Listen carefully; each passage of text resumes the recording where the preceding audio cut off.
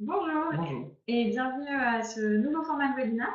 Donc, ce qu'on va faire dans un premier temps, c'est qu'on va vous partager notre écran. Alors, ça va juste prendre une petite minute, normalement, si tout va bien. Et on va commencer donc ce nouveau format de webinaire qui est sous forme de questions-réponses.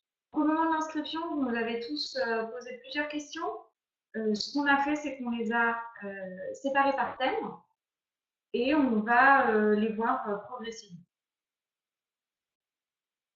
Donc, normalement, je vais voir la présentation. Donc, on va commencer par un des sujets qui est revenu assez fréquemment.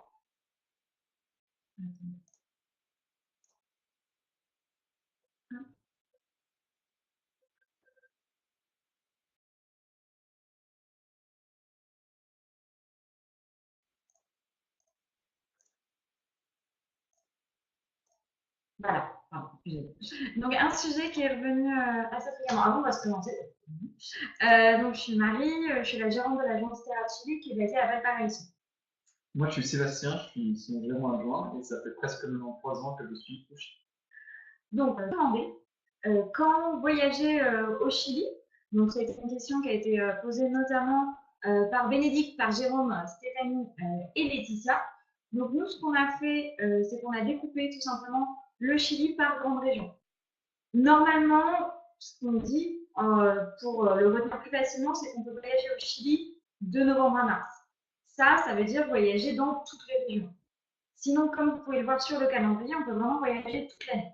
Alors, comment marche ce calendrier météo? C'est tout simple. On a pris les données d'un site qui s'appelle Weather to Travel pour tout ce qui est information de température et de pluviométrie.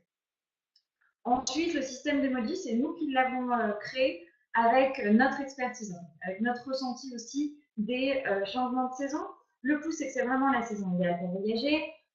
En jaune, ça va être une saison plus mitigée qui a ses avantages, puisqu'en général, il y a moins de fréquentation, il va y avoir aussi de meilleurs tarifs, mais le temps peut être couvert voire pluvieux. En rouge, ça va être une saison qui est un petit peu plus compliquée, temps pluvieux, voire de la neige, donc plutôt à éviter. Donc, ce que vous voyez, c'est que pour tout ce qui va être désert d'Atacama, il faut faire attention à l'hiver altiplanique, janvier, février surtout, où il y a un peu plus de pluie, ce qui peut entraîner la fermeture de certains sites. Nous, on ne déconseille pas à 100% de ne pas voyager à ce moment-là. C'est aussi agréable parce qu'il y a moins de monde à San Pedro à ces dates-là. Ce qu'on va faire, c'est que s'il y a des changements de programme dû à la météo, tout simplement, notre guide sur place adapte le programme. Région centrale, on peut vraiment voyager toute l'année. Prévenir juste qu'en effet, entre juin et septembre, il peut y avoir quelques Région des lacs et Patagonie, donc là, vraiment le sud du pays, c'est là où on va avoir des températures plus compliquées. Patagonie, on déconseille vraiment en hiver, de juin à septembre. Beaucoup d'hôtels sont fermés et il y a énormément de neige. Région des lacs, c'est un petit peu pareil. De mai à août, beaucoup d'hôtels en fait sont fermés, sont en rénovation et rouvrent plutôt en septembre. Île de Pâques, on peut voyager toute l'année. Il faut juste savoir que juillet, août et septembre, il va y avoir un petit peu plus de pluie, si on peut dire, pour l'île de Pâques. Donc voilà, ça, ce document, on vous l'enverra aussi en PDF. Il est assez pratique à toujours avoir dans un coin de son bureau au moment de faire les exercices. Alors, une autre question évidemment qui a été posée en particulier par Malvina, c'était pourquoi en fait voyager au Chili? Ici en fait il y a beaucoup de raisons pour lesquelles voyager ici au Chili, pardon, mais ici on en a évoqué 5 pour que vous puissiez évidemment en discuter avec vos voyageurs également. Donc, c'est vraiment une terre de contraste. On a des déserts au nord du Chili, les Andes dans la région centrale, des vignobles, des lacs et des volcans dans la région des lacs et des glaciers, par exemple en Patagonie. Donc c'est vraiment un voyage où vous pouvez voir tout type de paysage et une réelle terre de contraste.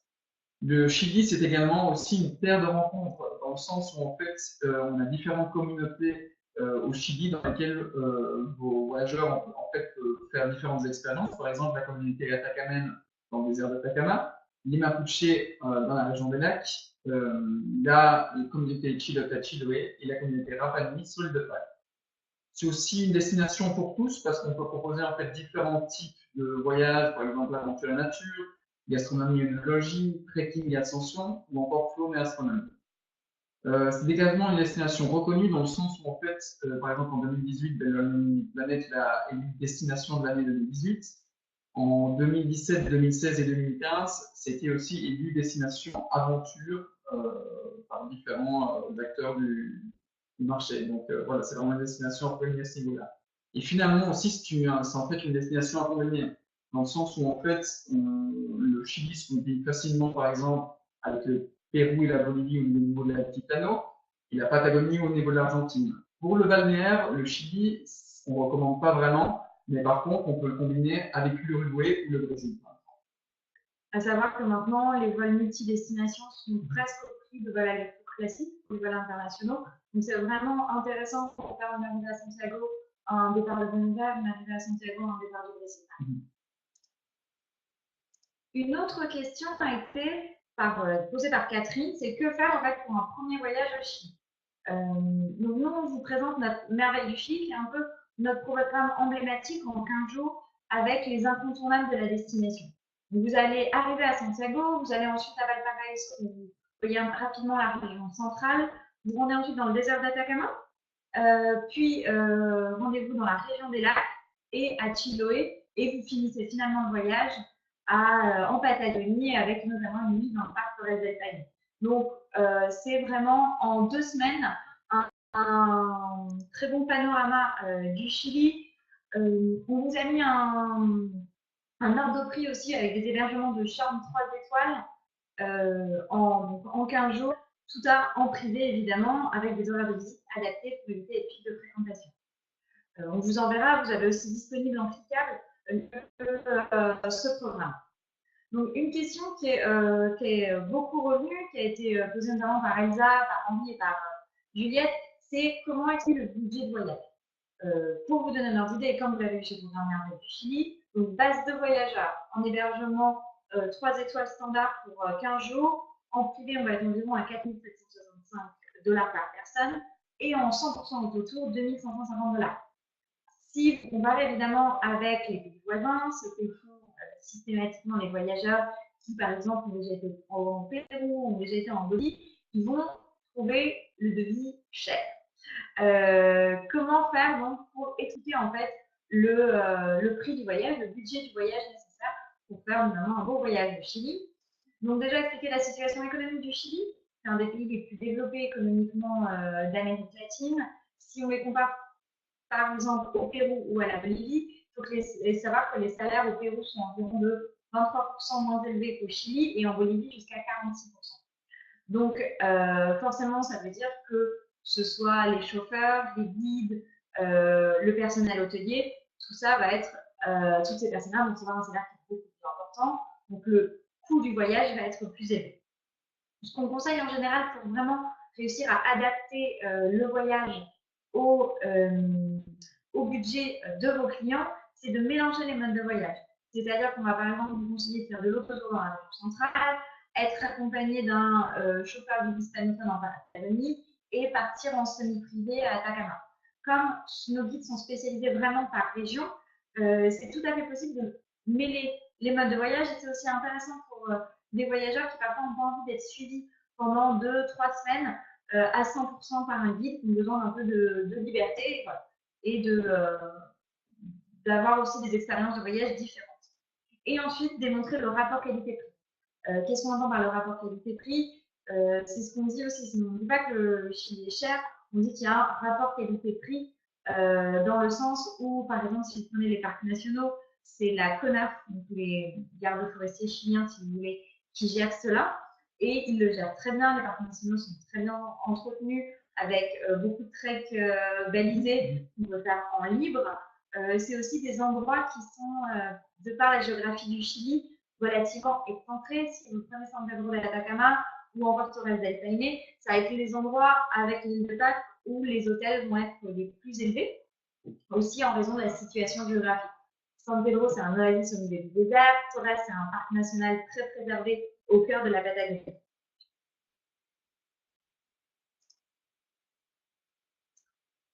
Alors, Natacha aussi nous a demandé, par exemple, un petit focus un peu sur les différentes formules all-inclusive qu'on pouvait proposer au Chili. Alors, de manière générale, donc on propose cette formule au Chili. De manière générale, c'est ce que je vais expliquer ici. On fait une différenciation entre les catégories, on va dire, plus 3 étoiles et les services que proposent plutôt les catégories d'hôtels plus élevés, type 4-5 étoiles. Sur les hôtels 3 étoiles, par exemple, on va essayer de ne pas, en tout cas, nous, on ne propose pas trop ce type d'alternative-là. Pourquoi? Parce qu'en fait, l'expérience pour les voyageurs va être assez moyenne parce qu'ils proposent en fait des services regroupés, peu qualitatifs parce que beaucoup de personnes sur le tour et des guides qui s'adaptent peu, justement, au nombre de personnes aux besoins des voyageurs. Et donc, voilà, c'est pour ça que, par exemple, sur San Pedro Atacama, ben, nous, on propose plutôt des services semi-privatifs de 2 à 6 personnes, ou du privé, mais plutôt du semi-privatif pour avoir un meilleur justement rapport qualité-prix. Et voilà pour ça. On peut proposer aussi de l'inclusif sur des hébergements plus luxe, par exemple type 4-5 étoiles. Et là, on va travailler avec 3 types d'hôtels principalement, qui sont les Tierra et qui sont là vraiment destinés à des clients qui recherchent vraiment le design dans l'hôtel.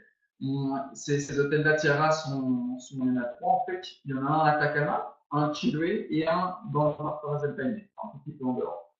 Ces hôtels Tierra proposent en fait des services regroupés en anglais ou en espagnol, pardon, pour des groupes, on va dire entre 4 et 10 personnes. Donc voilà, ces services-là, en fait, même si c'est des regroupés, c'est beaucoup plus qualitatif que ce qu'on a par exemple sur les all-inclusive 3 étoiles. L'autre possibilité, c'est l'Explora, qui va plutôt être destiné à une clientèle US, celle-là, qui peut aussi regrouper anglophone et hispanophone. Et enfin, les hôtels Awassi, qui sont des hôtels en fait relais châteaux, qui vont vraiment être là proposés sur des clients plutôt VIP, qui recherchent vraiment le luxe et les qualités, en fait, des prestations sur mesure, puisque les hôtels Awassi, en fait, proposent des services privatifs francophones, anglophones et hispanophones. Et enfin, Marie, vous en parlez un peu plus en profondeur dans un petit moment, on a un hébergement aussi atypique en inclusif qui s'appelle l'EcoCamp en Patagonie. Exactement. Donc, si je veux bien comprendre avec le compliqué, c'est exactement ce que tu sais. C'est-à-dire que 3 étoiles, non, on évite. Par contre, on propose beaucoup, en effet, 4 et 5 étoiles, et bien différencier Tira, qui est pour une clientèle assez moderne, Explora, qui va être plutôt pour une clientèle anglo-saxonne, qui a des affinités avec le mode de voyage anglo-saxon, et Hawaii, qui va être vraiment très luxe, et aussi très clientèle francophone, pour les services privés francophones, mais aussi tout simplement pour la marque Relais Château.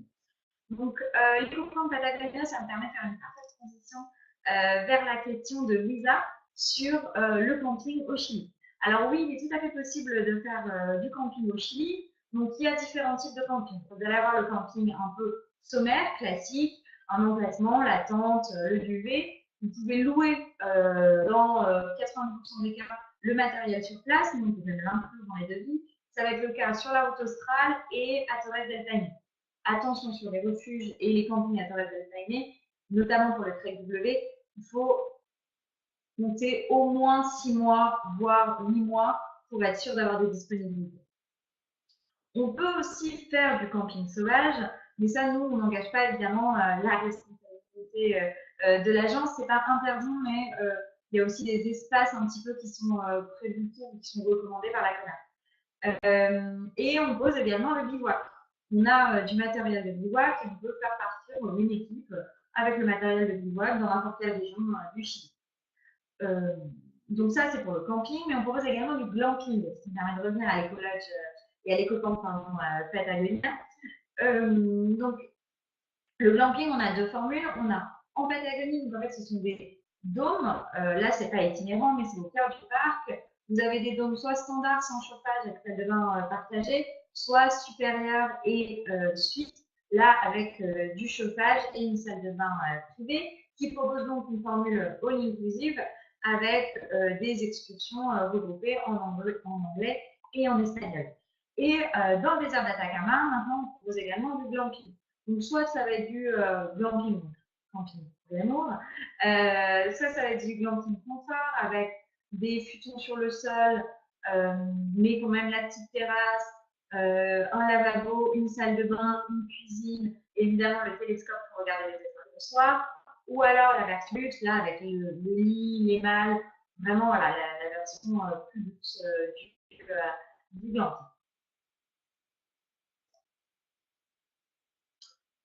Alors, nous avons aussi Maud qui nous a posé une très bonne question, en fait, si le Chili pouvait se faire en famille.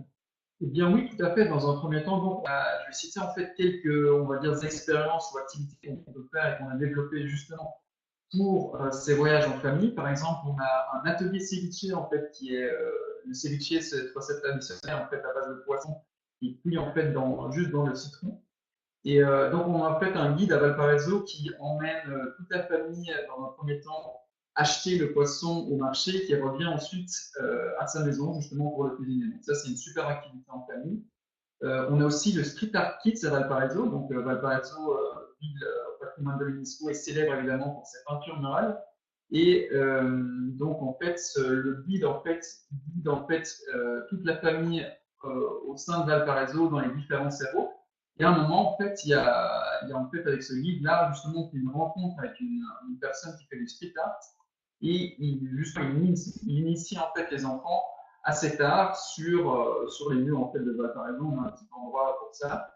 Et c'est vraiment on a des super retours aussi de voyageurs sur ça parce que c'est une vraie rencontre aussi avec la personne qui fait le street art et les enfants, comme mes parents, ça fait beaucoup.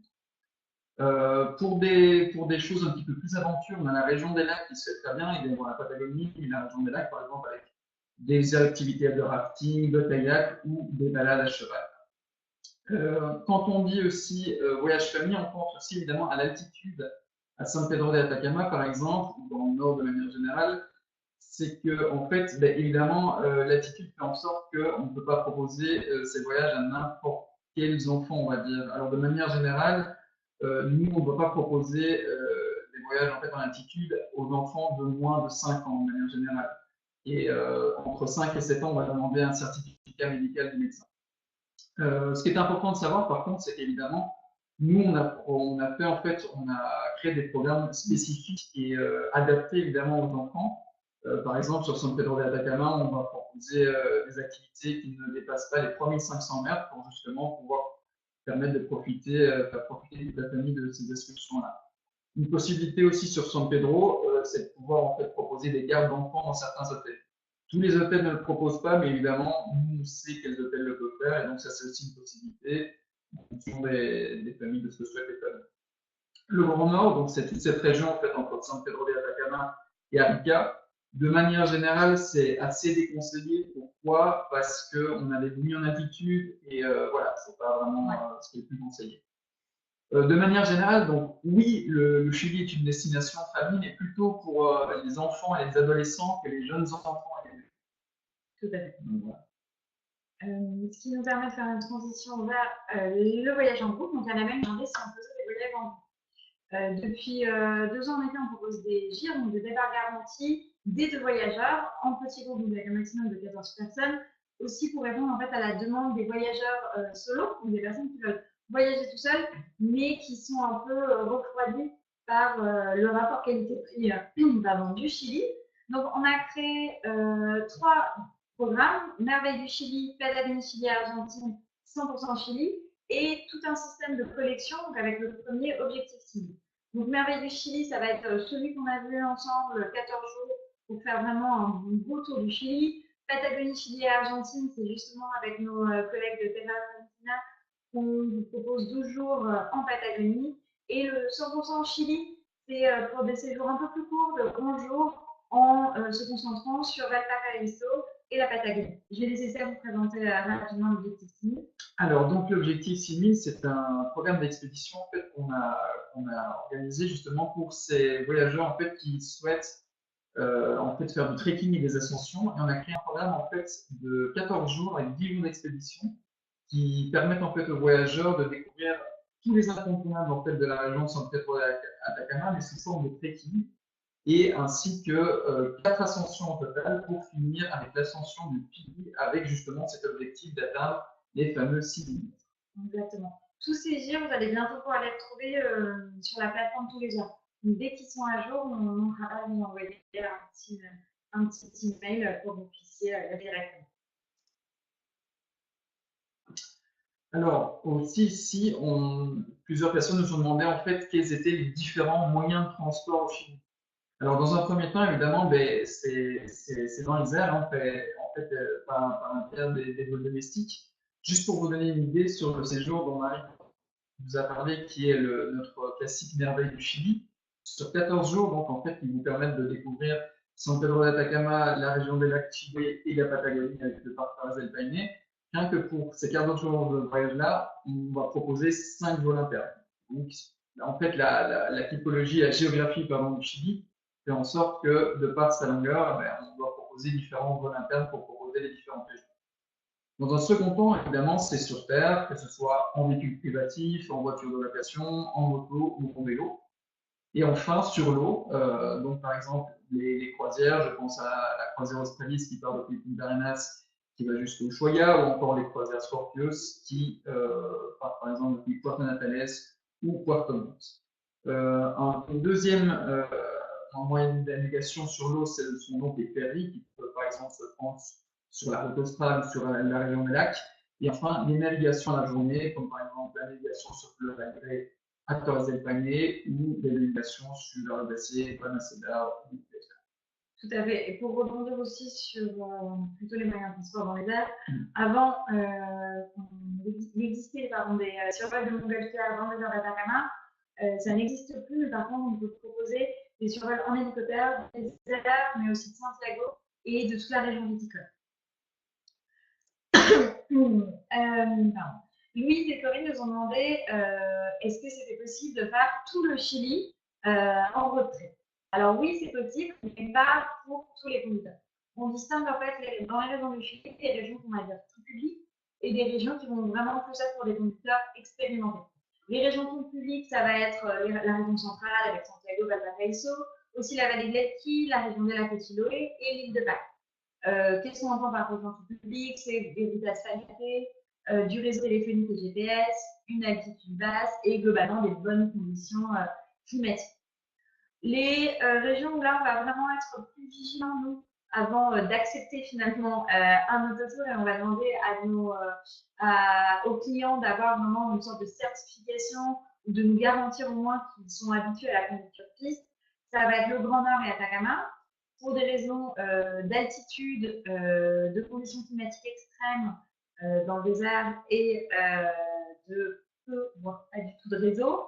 La Patagonie, donc pareil, des routes qui ne sont pas toujours en bon état, notamment à Torres del Paine, pas du tout de réseau dans le parc, des vents violents et beaucoup d'intempéries. La route australe également et terre de feu. Donc évidemment, oui, c'est possible de faire tout le Chili en road trip. Sinon, comme on vous disait au début, on mélange les modes voyage selon les régions et selon l'expérience des conducteurs.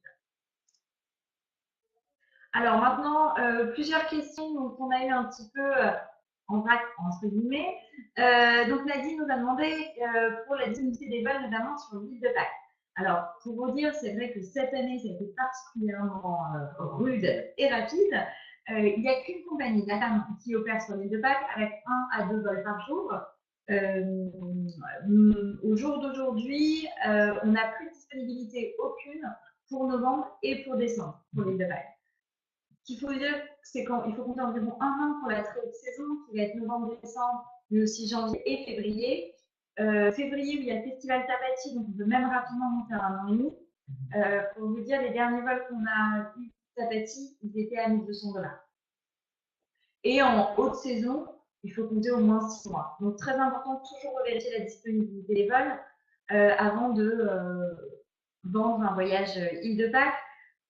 Pareillement sur les hébergements, San Pedro de Atacama et Torres del Paine. Alors, San Pedro de Atacama, on a toujours évidemment trouvé des hébergements, mais c'est vrai qu'il y a quand même plus de problèmes de disponibilité sur nos hôtels, on va dire, emblématiques. C'est pour ça qu'on continue à visiter, à trouver d'autres alternatives. Et à Torres del Paine, c'est là où ça va être plus problématique parce qu'il y a un certain nombre d'hébergements. Là où le remplissage est assez rapide et dès juin, c'est compliqué de trouver encore de la place pour novembre et pour décembre. Donc, voyage photo maintenant. Alors, Laure nous a demandé si on pouvait faire des voyages photos, si on avait des guides spécialisés. Alors oui, on a des guides spécialisés, plus particulièrement à Atacama, région des lacs, côte australe, mais aussi région centrale. Et on sait aussi tout simplement adapter l'itinéraire au voyage photo, c'est-à-dire faire bien attention au lever et coucher de soleil pour avoir les meilleures lumières, faire des itinéraires un petit peu plus lents aussi pour avoir vraiment le temps de la photo. Claudia nous a posé des questions sur l'hébergement chez l'habitant. Alors, l'hébergement chez l'habitant au Chili, oui, c'est possible. On a des expériences chez l'habitant, comme Seb vous l'a dit et qu'on va en parler juste après, notamment chez les Mapuches en Roukane, dans maison traditionnelle, également à Chiloé. Ce qu'il faut bien comprendre par contre dans l'hébergement chez l'habitant, c'est plutôt l'hébergement au sein d'une communauté, dans des hébergements qui ont été faits par les voyageurs, sans qu'il y ait un côté folklorique ou purement commercial et forcé, c'est pas au sens propre dans la maison. Ensuite, Catherine nous a posé des questions sur les mines. Alors, en effet, le Chili est un pays très minier. Il y a, on va dire, 3 mines les plus connues au Chili. Ça va être déjà la mine de Chuquicamata, pardon, qui est à 15 km au nord de Calama, donc elle est encore en activité. Alors, elle est connue, nous, on ne la recommande pas spécialement en visite, à moins que vos clients aient un intérêt très particulier pour l'industrie minière. C'est-à-dire que si eux-mêmes travaillent dans l'industrie minière, voilà, s'ils ont une histoire avec ça, pourquoi pas, on peut le proposer. Attention, les horaires et les jours de visite changent régulièrement, donc bien vérifier avec nous, mais on ne le recommande pas spécifiquement. Par contre, oui, dans une expédition Grand Nord, on recommande toujours des usines de salpêtre de Santa Laura et surtout d'Humberstone, qui sont très connus, patrimoine mondial de l'UNESCO, qui sont plus en activité, mais dans la visite, vous comprenez vraiment, au-delà vraiment de la technicité de l'usine de salpêtre, la vie des miniers, vous avez la pulperia, vous avez le cinéma, vous avez les différents types de maisons selon un peu les classes, et vous comprenez bien finalement tout ce huis clos qui étaient les usines de salpêtre à l'époque. Très peu historique. C'est voilà, exactement. Et enfin, on a une question sur les horaires de fréquentation. Vous avez peut-être pu le remarquer, on commence, notamment dans la région de San Pedro, à changer les horaires habituels de visite. L'exemple emblématique, c'est avec la vallée de la Lune. La vallée de la Lune a toujours été vendue pour un coucher de soleil avec un cocktail au Mirador. Il faut savoir que maintenant, il est interdit d'amener de l'alcool à la vallée de la Lune. Donc, c'est un pisco sour, mais plus un pisco sour. Et il y a énormément de monde. Ça veut dire qu'en novembre, vous allez avoir une dizaine de bus, une petite quinzaine de véhicules. Voilà, c'est très fréquenté. C'est pour ça que nous, maintenant, on préfère le proposer le matin pour justement avoir le lieu pour soi, le temps de vraiment faire des petites marches, être plus tranquille. Et on propose un coucher de soleil à Tevenkinchi, sur la lagune. Là, on peut servir un vrai beau cocktail et on peut avoir plus de temps et plus d'intimité aussi pour les voyageurs. Et enfin, avant d'attaquer sur les présentations plus de régions qui nous ont été demandées, Diane et Anne-Charlotte nous ont demandé un peu nos expériences, nos activités installées. Donc ça, vous a déjà parlé du Street Art Kids, mais il faut savoir que c'est vraiment un produit qui plaît à tous. Donc, on l'a étendu maintenant en fait à tous nos voyageurs. On a eu des familles, on a eu des jeunes qui avaient la trentaine, mais on a eu aussi 2 couples qui avaient plus de la soixantaine, qui étaient ravis finalement de graffer dans les rues de Valparaiso. Donc, c'est vraiment une expérience insolite pour les voyageurs. Ils en gardent vraiment de très bons souvenirs. On a également dépoussiéré un petit peu la caravane de lama. Donc, ce n'est pas une expédition sur plusieurs jours, mais ça va être à la demi-journée. Vous partez dans l'oasis de Poyo, vous rencontrez la communauté et en fait, vous faites un petit trek dans l'oasis pendant 2 heures avec votre lama. C'est-à-dire que chacun est en charge de son lama. Donc ça aussi, c'est un produit qui plaît bien et c'est un produit qui plaît beaucoup aussi aux familles ou entre amis. Et le lama étant très populaire en ce moment, c'est un peu le nouveau chaton, ça cartonne. Toujours dans le désert d'Atacama, on propose une version un peu nouvelle du sandboard. Donc historiquement, le sandboard, ça se faisait à la vallée de la mort. Mais pareil, toujours le problème entre guillemets du désert d'Atacama, c'est que c'est très fréquenté. Donc maintenant, on dit dune secrète, c'est-à-dire que nos guides font en fonction de leur fréquentation et en fait changent l'endroit de l'excursion. Donc votre moniteur de snowboard vient vous chercher à 4 heures à l'hôtel. Il vous conduit dans la dune secrète. Il vous apprend à faire du snowboard, vous en profitez. Et à la fin, il y a un barbecue dans le désert qui vous attend avec en prime un petit jeu de pétanque. Ça, on peut aussi le proposer avec une nuit dans le désert. Et enfin, les communautés Mapuche. Donc, les expériences qu'on a avec les communautés Mapuche, ça va être soit à côté de Temuco, du côté de la Colombie, soit à environ 1 heure de Pucón. Donc, ce qui est bien, c'est que c'est des endroits assez emblématiques de la région des lacs, donc ça s'intègre très facilement dans un devis. On peut avoir soit à la journée, donc ça peut être un trekking pour découvrir la culture, ça peut être un atelier cuisine, un atelier tissage. Vous avez aussi une initiation à la médecine traditionnelle et vous pouvez également faire ce programme sur plusieurs jours, donc en passant une nuit, 2 nuits, même jusqu'à 1 semaine avec la communauté Mapuche. Et enfin, bon, évidemment, le glamping, mais voilà, on en a déjà parlé. Seb maintenant va vous faire 2 focus. Les gens vont d'abord un focus sur la Patagonie, puis un focus sur la route. Alors, donc Leïla nous a demandé un petit peu savoir un tout petit peu plus sur la réserve. Elle se fait très bien entre les mois en fait, de mi-octobre, on va dire, jusqu'à fin mars. Pour un petit peu vous situer ici, donc le parc Torres del Paine, en fait, il se rejoint à partir de l'aéroport de Punta Arenas, qui se trouve à 3h30 environ depuis Santiago. Et il y a encore à peu près, depuis Punta Arenas, donc 5h30 pour arriver jusqu'au parc. En général, nous, ce qu'on préconise aussi pour des questions parfois budgétaires, c'est de pouvoir faire dormir en fait vos clients justement à Fortunatales et de faire des séjours voile depuis Fortunatales, puisqu'en fait il y a un petit peu plus d'hôtels et surtout les budgets sont moins élevés. Donc qu'est-ce qu'on peut faire dans ce parc? Eh bien, il y a beaucoup de choses à faire, très sincèrement. On peut faire des marches, il y a pas beaucoup de trekking à faire, des navigations pour voir les glaciers, des balles à cheval, des kayaks. C'est vraiment une destination à l'aventure, même si évidemment ça peut se faire aussi très bien de manière pour les clients qui peuvent le faire en privé. Donc ici, par exemple, ça c'est le Mirador pour Las Torres. Ici, le Mirador Green, là le Mirador Serrano et le fameux Guanaco.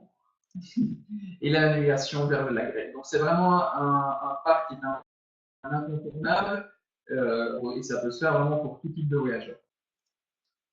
Nicolas justement nous a demandé aussi un petit focus en fait sur la région de la Route australe. Alors la région de la Côte australe en fait qu'est-ce que c'est? Ça fait aussi partie de la Patagonie, mais justement en fait c'est une Patagonie un petit peu plus préservée encore je dirais, de par justement aussi son éloignement, hein, parce que c'est vraiment assez éloigné et isolé on va dire.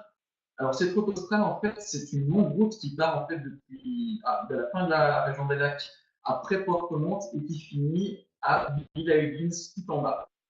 Ici, on va faire un focus principal sur la région centre en fait, de la route australe. Pourquoi? Parce que c'est la région qui s'accède le plus facilement depuis Santiago et qui est aussi la plus belle puisqu'elle regroupe tous les alentours en fait, du lac General Carrera.